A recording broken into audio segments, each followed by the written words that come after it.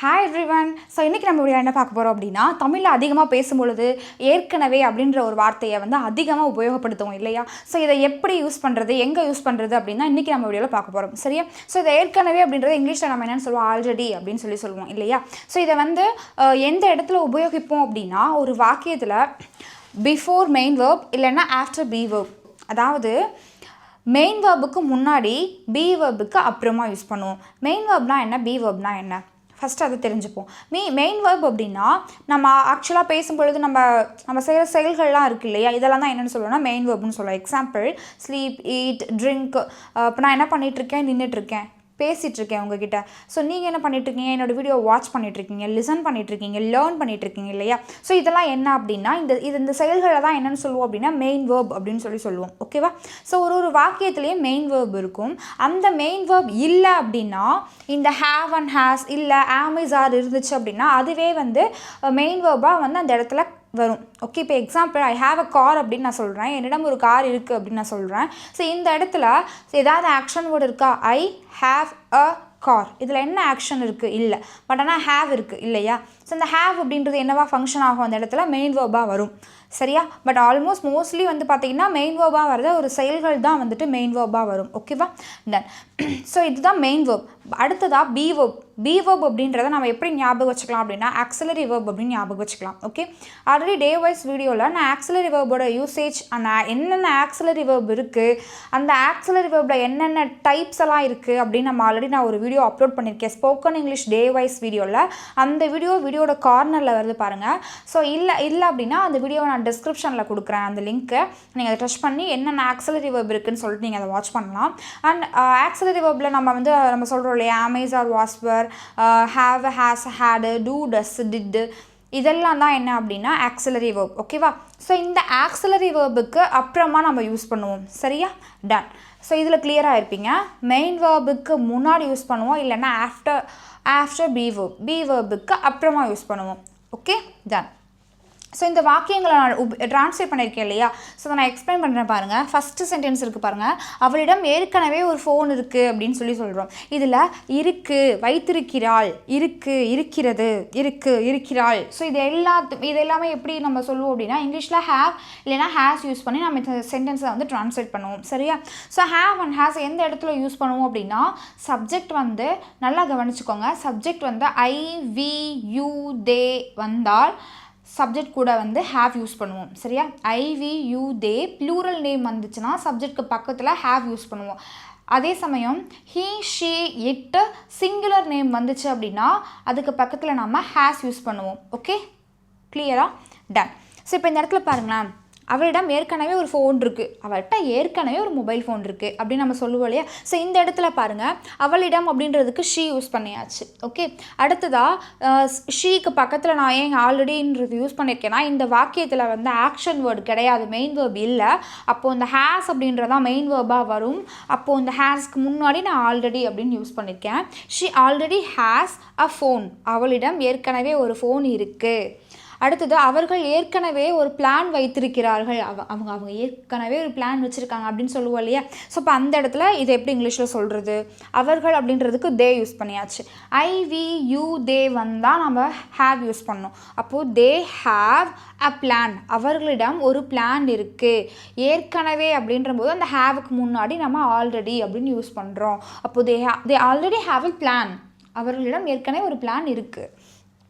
அடுத்தது எங்களுக்கு ஏற்கனவே ஒரு அக்கௌண்ட் இருக்குது, நீ அக்கௌண்ட் ஓப்பன் பண்ணுறியா அப்படின்னு சொல்லி கேட்போம். இல்லை, எங்களுக்கு ஆல்ரெடி அக்கௌண்ட் இருக்குது அப்படின்னு சொல்லுவோம் இல்லையா? ஸோ அப்போ அந்த இடத்துல எங்களுக்கு அப்படின்னு சொல்லும் பொழுது வி அப்படின்னு சொல்லி யூஸ் பண்ணுவோம். அடுத்ததாக வி அப்படின்னு வந்துருச்சுன்னா அதுக்கு ஐ, வி, யூ, தே வந்தால் அதுக்கு பக்கத்தில் நாம் ஹேவ் யூஸ் பண்ணுவோம் இல்லையா? ஸோ அப்போ வி ஏற்கனவே அப்படின்ற போது ஆல்ரெடி, வி ஆல்ரெடி ஹேவ் என்ன இருக்குது, ஒரு அக்கௌண்ட் இருக்குது. அப்போது அக்கௌண்ட்ஸ் அதுக்கு முன்னாடி ஆன் யூஸ் பண்ணியிருக்கேன். AEIOU அந்த வவல் சவுண்டு வந்துச்சுன்னா அதுக்கு முன்னாடி நம்ம ஆன் யூஸ் பண்ணுவோம். நான் அந்த ஆர்டிகல்ஸோட யூசேஜ் வந்து நான் அதுக்கப்புறம் வரக்கூடிய வீடியோஸ் நான் அப்லோட் பண்ணுறேன். We already have an account, எங்களுக்கு ஆல்ரெடி ஒரு அக்கௌண்ட் இருக்குது. Okay, done. ஸோ எனக்கு ஏற்கனவே நிறைய வேலை இருக்குது, எனக்கு ஏற்கனவே நிறைய வேலை இருக்குது அப்படின்னு சொல்லுவோம் இல்லையா? ஸோ இந்த இடத்துல எப்படி ட்ரான்ஸ்லேட் பண்ணணும் அப்படின்னா எனக்கு அப்படின்ற போது ஐ already have I already have நிறைய வேலை இருக்குது. I already have a lot of time. Sorry. I already have a lot of work அப்படின்னு சொல்லலாம். அடுத்தது சீதாவுக்கு ஏற்கனவே 4 மணிக்கு ஒரு ஃபங்க்ஷன் இருக்குது.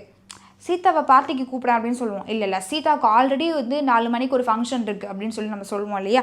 ஸோ அப்போ அந்த இடத்துல இது எப்படி இங்கிலீஷில் சொல்லலாம் அப்படின்னா சீதா, சப்ஜெக்ட் வந்து சீதா. அடுத்ததாக சீதா அப்படின்றது ஒரு சிங்குலர் நேம் இல்லையா. ஸோ சிங்குலர் நேம் வந்துச்சுன்னா ஹேஸ் யூஸ் பண்ணுவோம். அப்போது சீதா ஆல்ரெடி ஹேஸ் என்ன இருக்குது, ஒரு ஃபங்க்ஷன் இருக்குது. Sita already has a function. எப்போது 4 மணிக்கு. அப்போது at 4 PM. Okay. So Sita already has a function at 4 PM. So அவளை டிஸ்டர்ப் பண்ணாத அப்படின்னு சொல்லுவோம். அடுத்து ஷாலுக்கும் எனக்கும் ஏற்கனவே ஒரு அக்கா இருக்கா அப்படின்னு சொல்லி நம்ம சொல்கிறோம். ஓகே. அப்போது இந்த இடத்துல என்ன சொல்லுவோம், ஷாலுவுக்கும் எனக்கும், இதுதான் சப்ஜெக்ட். ஓகே. ஸோ இது இங்கிலீஷில் சொல்லும்போது எப்படி சொல்லணும், ஷாலு அண்ட் ஐன்னு சொல்லணும். ஓகே. ஸோ ஷாலு அண்ட் இந்த இடத்துல என்ன யூஸ் பண்ணணும், ஐ யூஸ் பண்ணணும். ஓகே. ஸோ ஷாலுவுக்கும் எனக்கும் இதில் முதல்ல வந்துட்டு மற்றவங்கள பற்றி தான் நம்ம ஃபஸ்ட்டாக எழுதணும், நம்மளை பற்றி செகண்டாக தான் எழுதணும். சரியா. இப்போ ஷாலு அண்ட் ஐ. அடுத்தது ஆல்ரெடி. ஸோ இது ரெண்டு பேர்த்த குறிக்குது இல்லையா. ஸோ இப்போ 2 பேர்த்த குறிக்கும்போது இது வந்து ப்ளூரல் சப்ஜெக்ட் இல்லையா, ப்ளூரல் நேம். ஓகே. ஸோ இப்போ ப்ளூரல் நேமாக இருந்தால் நம்ம என்ன யூஸ் பண்ணணும், ஹேவ் யூஸ் பண்ணணும். அப்போது Shalu and I already have a sister, ஒரு அக்கா இருக்கா, ஆல்ரெடி ஹேவ் அ சிஸ்டர் அப்படின்னு சொல்லலாம். ஓகே. ஹேவ் அப்படின்னா இருக்கிறது அப்படின்னு அர்த்தம், வைத்திருக்கிறாள் அப்படின்ற அர்த்தமும் வரும். ஓகேவா. ஸோ இந்த இடத்துல நம்ம ஒரு இடத்துல யூஸ் பண்ணியிருக்கோங்க, அங்கே வைத்திருக்கிறார்கள் அப்படின்ற இடத்துலையும் நம்ம ஹேவ் யூஸ் பண்ணுவோம். ஓகேவா. டன். ஸோ அடுத்த சென்டென்ஸ் பாருங்கள், அடுத்த ஸ்ட்ரக்சர் பாருங்கள்.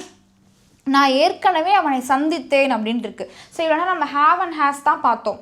ஸோ அந்த ஹேவ் அண்ட் ஹேஸ் வந்தனால அந்த சென்டென்ஸில் அந்த வேறு மெயின் வேர்ப் இல்லை. ஸோ அதனால் அந்த ஹேவ் அண்ட் ஹேஸ்க்கு முன்னாடி நம்ம ஆல்ரெடி யூஸ் பண்ணோம். பட் ஆனால் இந்த இடத்துல பாருங்கள் டேரெக்டாக மெயின் வேர்பே வந்துருச்சு. என்ன, மெட், நோ, டோல்டு, கால்டு, இன்வைட்டட் அப்படின்ற மெயின் வேர்ப் வந்துருச்சு. அப்போது அந்த மெயின் வேர்புக்கு ஆல்ரெடி சொன்னேன் இல்லையா, பிஃபோர் மெயின் வேர்ப்னு, அந்த மெயின் வேர்புக்கு முன்னாடி நம்ம ஆல்ரெடி யூஸ் பண்ணணும். இப்போ பாருங்கள், நான் ஏற்கனவே அவனை சந்தித்தேன் அப்படின்னு சொல்லியிருக்கு.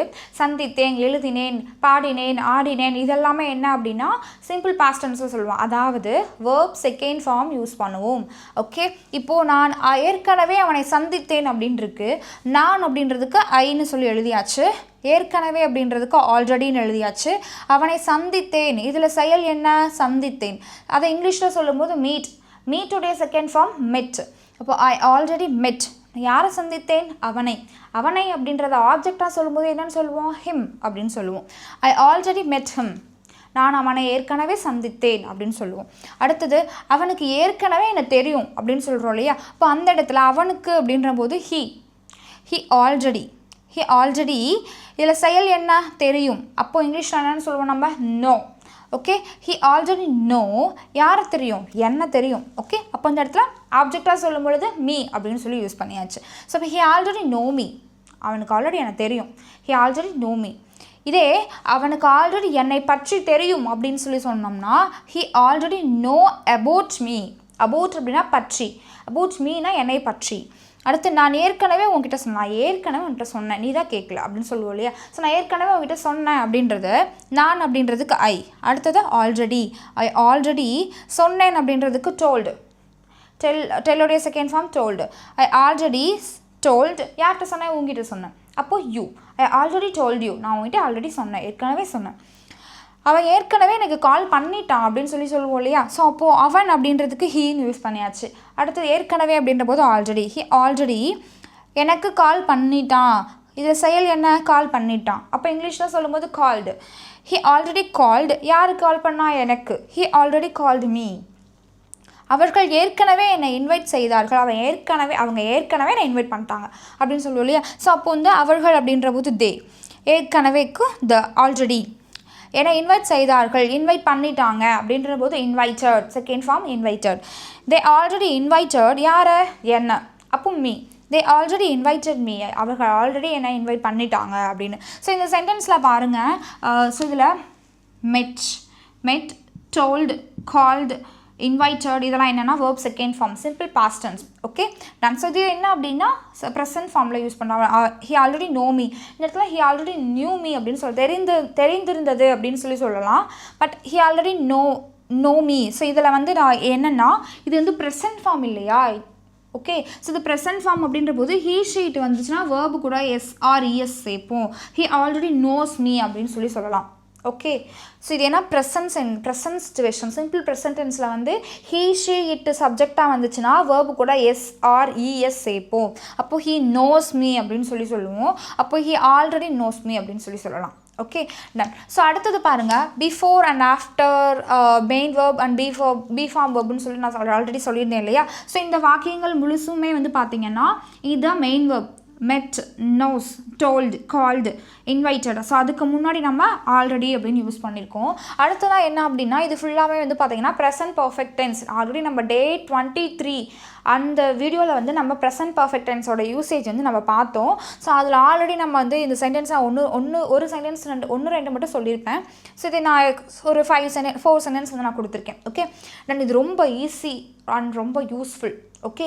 ஸோ இது ஃபஸ்ட் சென்டென்ஸ் பாருங்கள், நான் ஏற்கனவே புக் பண்ணிட்டேன், சினிமாவுக்கு போகிறோம், தேட்டரில் டிக்கெட் ஃபுல்லாகிடுச்சு அப்படின்னா ஒன்றும் பிரச்சனை இல்லை, நான் ஆல்ரெடி ஆன்லைனில் டிக்கெட் புக் பண்ணிட்டேன் அப்படின்னு சொல்லுவோம் இல்லையா. ஸோ அந்த இடத்துல நம்ம இந்த சென்டென்ஸை சொல்லுவோம். நான் ஏற்கனவே புக் பண்ணிட்டேன் அப்படின்னு சொல்கிறோம் இல்லையா. இதில் நான் அப்படின்ற போது ஐ.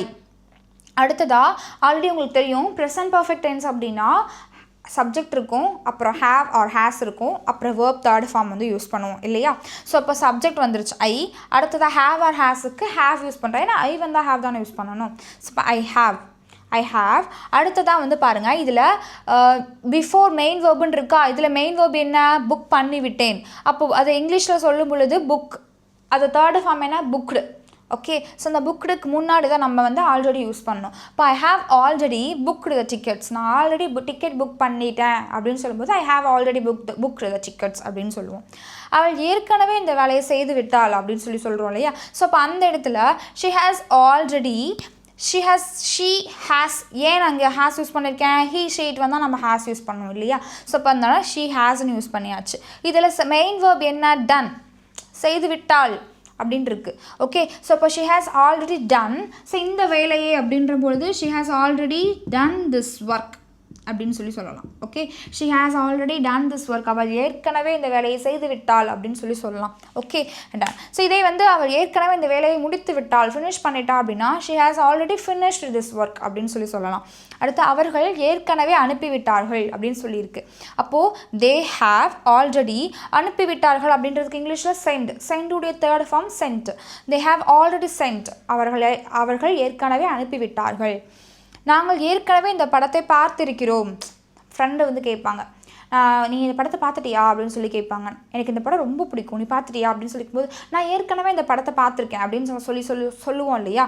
ஸோ அப்போ அந்த இடத்துல இந்த வாக்கியத்தை உபயோகப்படுத்தலாம். நாங்கள் அப்படின்ற போது வி ஹாவ் ஆல்ரெடி படம் பார்த்துருக்கோம் அப்படின்னு சொல்லும் பொழுது வந்து வாட்ச் அப்படின்னு தான் யூஸ் பண்ணுவோம். ஸோ வாட்சுடைய தேர்ட் ஃபார்ம் என்ன அப்படின்னா வாட்ச்டு. ஓகே. வாட்ச்டு. ஸோ அப்போ நம்ம வாட்ச்டுன்னு யூஸ் பண்ணியாச்சு. We have already watched this movie, நாங்கள் ஆல்ரெடி இந்த மூவியை பார்த்துருக்கோம். We have already watched this movie அப்படின்னு சொல்லலாம். டன். ஸோ இப்போ இங்கே பாருங்கள், உங்களுக்கு ஒரு 3 சென்டென்ஸ் வந்து நான் கொடுத்துருக்கேன். இந்த 3 சென்டென்ஸை இங்கிலீஷில் ட்ரான்ஸ்லேட் பண்ணி கமெண்ட்டில் ஆன்சர் சொல்லுங்கள். அண்ட் தென் கரெக்டாக எந்த இடத்துல நம்ம ஆல்ரெடி யூஸ் பண்ணணும் அப்படின்னு சொல்லி அதை கரெக்டாக கவனித்து ஆன்சர் பண்ணுங்கள். அதே சமயம் இந்த 3 சென்டென்ஸையும் இதில் ஒரு மாடல் இதில் ஒரு மாடல் சென்டென்ஸ் கொடுத்துருக்கேன். ஸோ அதை கரெக்டாக ஆன்சர் பண்ணுங்கள். ஓகே. இன்கேஸ் ஏதாவது டவுட் இருந்துச்சு அப்படின்னா கமெண்ட்டில் கேளுங்க, நான் ஆன்சரை கிளாரிஃபை பண்ணுறேன். அண்ட் இந்த வீடியோ உங்களுக்கு ரொம்ப யூஸ்ஃபுல்லாக இருந்திருக்கும் நம்புறேன். யூஸ்ஃபுல்லாக இருந்துச்சு அப்படின்னா உங்களோட ஃப்ரெண்ட்ஸ்க்கும் ஷேர் பண்ணுங்கள். அண்ட் இது இன்றைக்கி தான் ஃபஸ்ட் டைம் நம்ம சேனலை பார்க்குறீங்க அப்படின்னா மறக்காமல் நம்ம சேனலை சப்ஸ்கிரைப் பண்ணுங்கள். ஓகே. தேங்க்யூ.